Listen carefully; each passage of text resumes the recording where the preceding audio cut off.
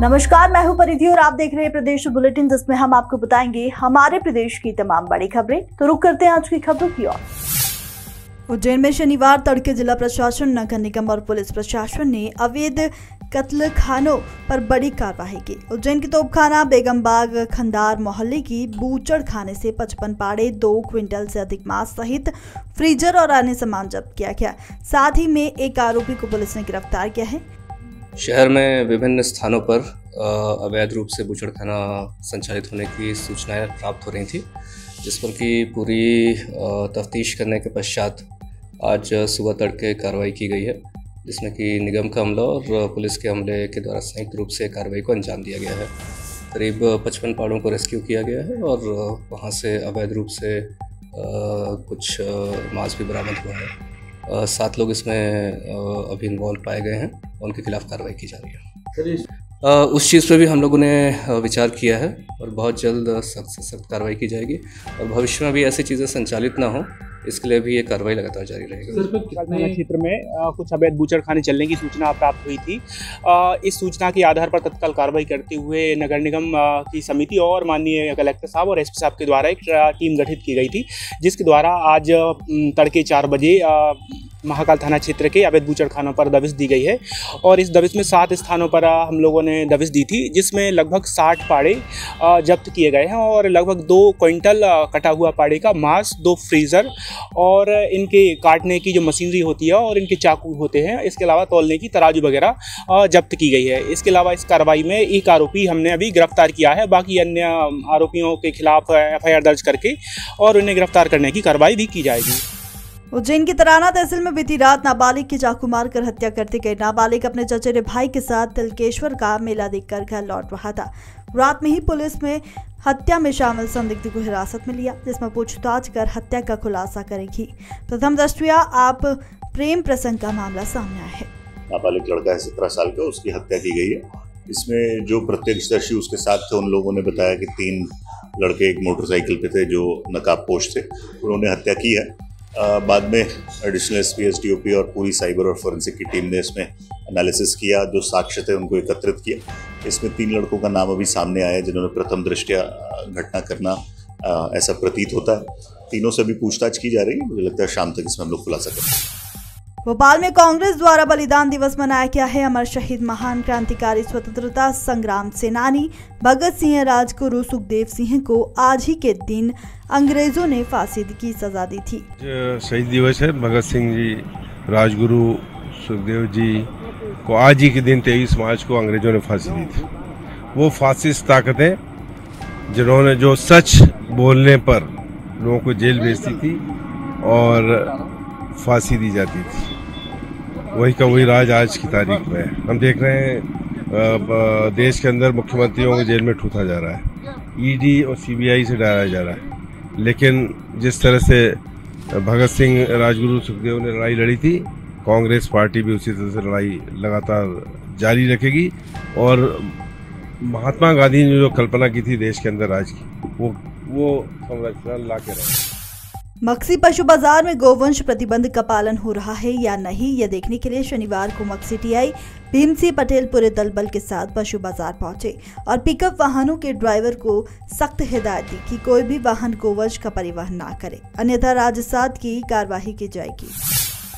Rajgarh police को बड़ी सफलता हाथ लगी है। पुलिस ने ब्यावरा के अंतर्गत आने वाले ग्राम कटारिया खेड़ी में अवैध रूप से शराब बनाकर बेचने वालों पर कठोर कार्रवाई की है। पुलिस ने 10 लाख रुपए का मशरूका जब्त करने के साथ ही 12 हाथ भट्टियां भी ध्वस्त की है। संपूर्ण जिला राजगढ़ में MCC की गाइडलाइन लागू होने के पश्चात SP सर के निर्देशन में आज राजगढ़ पुलिस टीम ने ग्राम कटारिया खेड़ी में अवैध शराब के विरुद्ध कार्रवाई की है। और जब टीम वहाँ पर मौके पे जाती है तो पाती है कि वहाँ कम से कम एक पूरे गांव से लगे हुए खेत में 12 अवैध शराब भट्टियाँ संचालित हो रही हैं और मौके पर से 5000 लीटर देसी कच्ची शराब जब्त की गई और वहाँ संचालित हो रही भट्टियों में से 50,000 लीटर महुआ लहान वहाँ पे जब्त किया गया। इन सब ये शराब कार्रवाइयाँ जिन लोगों के खेतों में संचालित हो रही थी। हमने उनको आरोपी बनाया है। ये ग्राम कराड़ा खेड़ी के ही निवासी हैं। 8 लोगों को हमने इसमें आरोपी बनाया है और उनके विरुद्ध 34(2) आबकारी एक्ट की कार्रवाई की जा रही है। मंदसौर जिले के भानपुरा थाना क्षेत्र के अंतरालिया गांव में खेत के रास्ते को लेकर शुक्रवार को 2 पक्षों में खूनी संघर्ष में एक 70 वर्षीय बुजुर्ग की मौत हो गई। बुजुर्ग की मौत के बाद आक्रोशित परिजनों ने मृतक का शव सड़क पर रखकर आज अंतरालिया रोड पर चक्का जाम किया है और आरोपियों के मकान पर बुलडोजर चलाने की मांग की। मामले की गंभीरता को देखते हुए मौके पर बड़ी संख्या में पुलिस बल तैनात रहा। धार जिला मुख्यालय स्थित ऐतिहासिक भोजशाला का ज्ञानव्यापी की तरह भारतीय पुरातत्व सर्वेक्षण दूसरे दिन शनिवार को भी जारी रहा। एएसआई के दिल्ली और भोपाल के अधिकारियों की टीम ने सर्वे किया। एएसआई के वकील हिमांशु जोशी हिंदू पक्ष की ओर से, आशीष गोयल और गोपाल शर्मा और कमाल मौलाना वेलफेयर सोसाइटी के समत खान भी सर्वे टीम के साथ भोजशाला में मौजूद रहे। आज सर्वे के दूसरे दिन आज सर्वे प्रारंभ हुआ। कल जो सर्वे हुआ तो उससे आगे की गति प्रारंभ हुई है। निश्चित ही आने वाले समय में अच्छे सुखद परिणाम सामने आने वाले हैं। जिन विचारों जिन कई प्रश्न हिंदू समाज के मन में जो थे, उन्हीं प्रश्नों के आधार पर इस सर्वे की मांग की गई थी। तो निश्चित ही सुखद रिजल्ट आने वाला है इस सर्वे का। अभी तक क्या रहा सर्वे चल रहा है। अभी तो सर्वे चल रहा है, तो निश्चित ही हम खुश हैं उससे। और उस सर्वे में क्या है वो तो पुरातत्व विभाग बताएगा, लेकिन सर्वे से हम खुश हैं। जो काम चल रहा है उससे हम सुखद अनुभूति कर रहे हैं। मान के चलिए जिस टाइटल के लिए सर्वे लगाया था, निश्चित वो टाइटल हमको प्राप्त होने वाले से। उज्जैन के मां बगलामुखी धाम मंदिर के स्थापना दिवस पर 31 मार्च से 2 अप्रैल तक 151 ब्राह्मणों द्वारा शतचंडी महायज्ञ किया जा रहा है। इसके लिए उत्तर प्रदेश के मुख्यमंत्री और अखिल भारतीय नाथ संप्रदाय के अध्यक्ष योगी आदित्यनाथ को धार्मिक नगरी उज्जैन आने का निमंत्रण भरतरी गुफा के मठाधीश ने दिया है। शतचंडी यज्ञ का कार्यक्रम शुरू कर रहे हैं 31/1-2 तारीख को। 2 तारीख को समापन रहेगा। उसमें योगी आदित्यनाथ जी महाराज जी को निमंत्रण देने के लिए जाके आया था।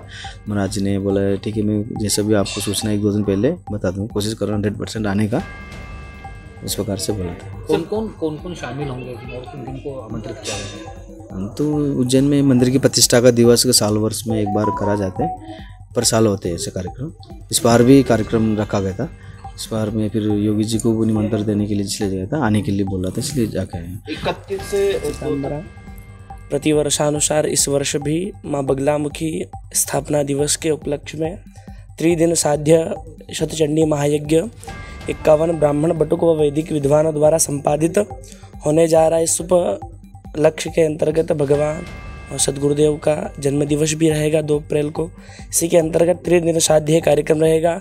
शतचंडी यज्ञ धार्मिक अनुष्ठानों में से प्रमुख अनुष्ठान कहा जाता है। इसमें भगवती शक्ति के देवी दुर्गा की 3 दिन से सभी ब्राह्मण बटुक व सदगुरुदेव आराधना करेंगे। विश्व कल्याण हेतु, विश्व के भारत के शत्रुओं के विनाश के हेतु एवं सभी भक्तजनों का कल्याण हो, इस मुख्य उद्देश्य से सभी ब्राह्मण त्रिदिन साध्य शतचंडी यज्ञ संपादित करेंगे। केंद्रीय मंत्री ज्योतिरादित्य सिंधिया शनिवार को गुना जिले के 2 दिवसीय दौरे पर पहुंचे। इस दौरान वह सबसे पहले बमोरी विधानसभा के काबर बमोरी गांव पहुंचे।